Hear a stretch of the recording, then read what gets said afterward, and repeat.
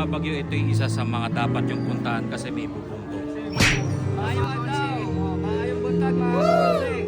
Nandito kami ngayon sa Temple of Leia. Ito yung ginagawa ng lolo ni Ellen.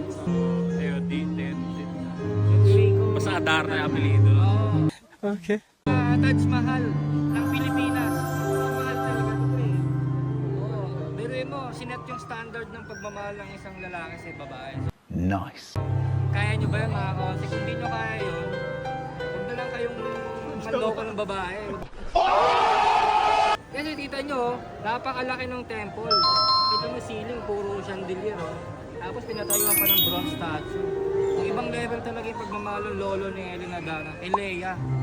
Kaya tinayuan niya ng Temple of Leia. Oo. So sa loob may kita yung mga collection nila, yung mga antigo nila. Meron ditong 24 na kwarto na naglalaman ng mga koleksyon nila na nakuha nila sa iba't ibang bansa. Mga yaman, no?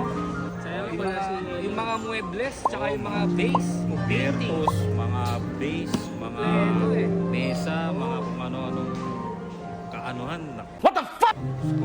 Kaya ako pupunta kayo sa Cebu, wag niyo palalagpasin na pumunta sa Temple of Leia. Ay naku, mag-enjoy kayo. Pero dahil pumapagyo din ba? Oh, hell no! Mas maganda kung hindi sana. Tayo kasi sa susunod na tourist destination naman tayo. Kakain tayo ng lechon Cebu. Dito sa Cebu. Makes sense. Habang may bagyong Wilma.